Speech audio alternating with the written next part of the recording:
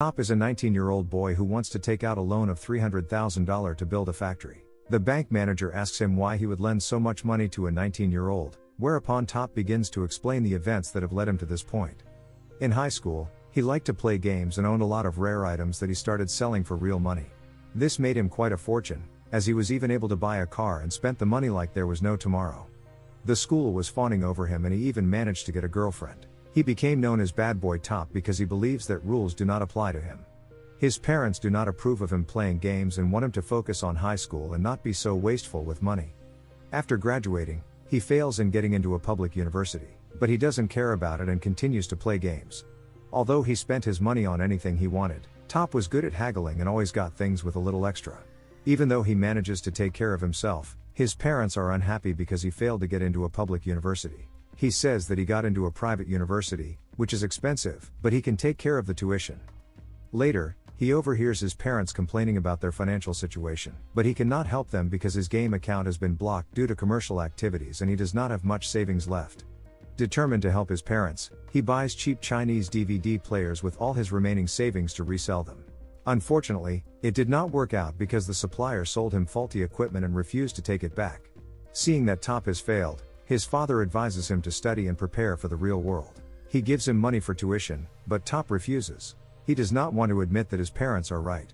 Instead, he steals his father's amulet and pawns it, to pay his tuition and enroll in the private uni. He went to class, but kept thinking about how to get the amulet back, so he started skipping. Hungry, he decided to visit a food machinery exhibition and found an interesting machine that made baked chestnuts. This is an unexplored market in Thailand, so he decides to rent it for $1,500 per month. His parents are not thrilled with this idea. He learned from the street vendors how to weed out spoiled chestnuts, how to make them smell good so that his product would be first class. Even his parents, who did not support the idea at first, think his chestnuts are great. Top opened a shop in a mall with his uncle, but they had trouble attracting customers. When he goes shopping with his girlfriend, he notes a few tricks that merchants use to attract more customers. His bright idea was to change the location, but it did not help. Top's schoolwork is not going well either. During a test, he had to decide whether to pick up the phone or flunk out, so he decided to answer his uncle. The business was finally thriving, and to increase his profits, he opened more branches.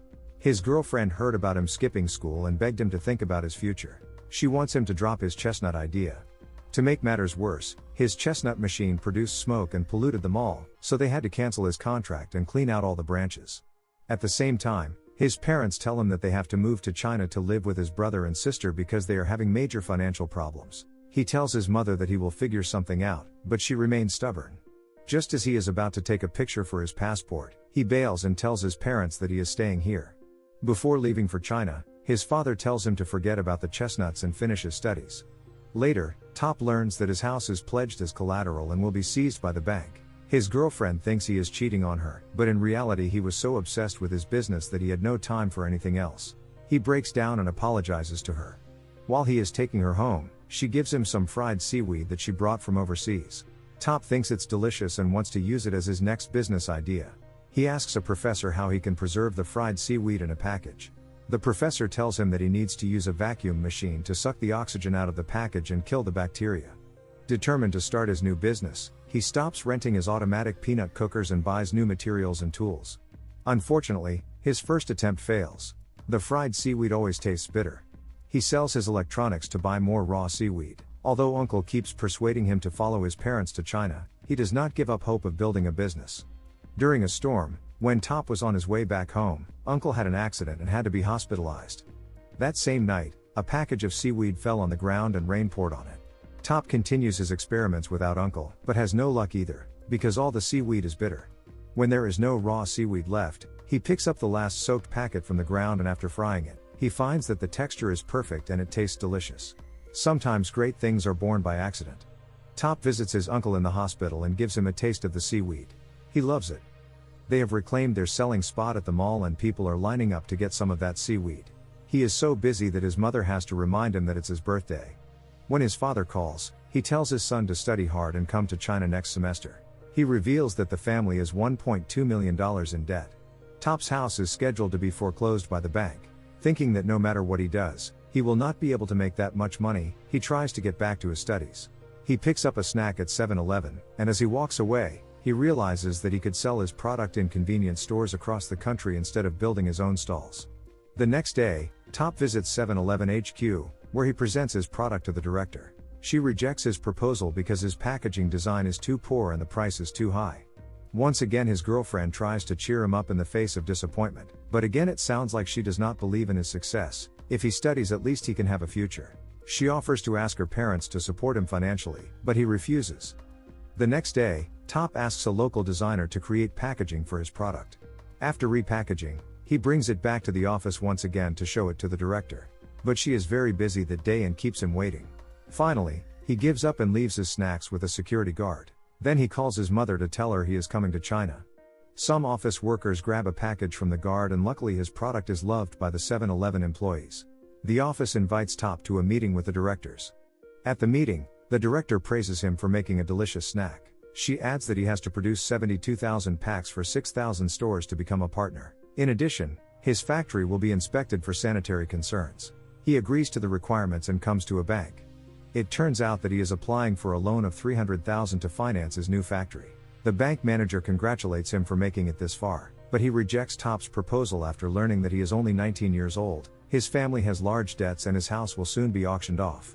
Feeling defeated, he takes a photo for his passport and buys a plane ticket to China. He sells his car to buy back his father's amulet he pawned, but it turns out he has been cheated because he pawned it for $3,000, but the actual price is over $100,000.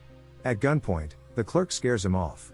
To make good on his promise to get the amulet back, he uses his family's old shop, which is being seized, as a factory. He hires employees and buys supplies with all the savings he has left, with the promise that he will pay the full amount later. If he does not, he will be put in jail. Because of his cold attitude towards his girlfriend, he sees that she has found someone else. He is sad because she loved him, but he pushed her away. After many preparations, the factory is ready and the director comes with an inspector. They are unhappy with the sanitation of the factory and find that Top is unfit. The director says that they will discuss first and the result will be faxed later. After they fix the problems in the factory, Top gets the director's approval. He is overjoyed and ramps up his production to meet the required number. As he prepares to deliver his snacks, Top hugs his uncle and expresses his gratitude. He also says that he will follow his parents' will to study and live in China if they fail again this time, because he has given his everything for this business. When he arrives at the warehouse manager says that his delivery is an hour late and cannot be accepted. He pleads with him, saying that he has sacrificed a lot for this. The warehouse manager takes pity on him and accepts his packages. He is relieved and calls his father to tell him that they can finally come home. After 2 years of working with 7-Eleven, Top has paid off his family's debt. Top also applies for a $12 million loan to expand his factory. He has over 2,500 employees and ships his seaweed to 27 countries around the world. At the age of 26, he has a seaweed farm in Korea and had sales of $43 million in 2010. Once you give up on your dream, then it's really over. The end. Thank you for watching. Subscribe if you'd like to see more videos like this.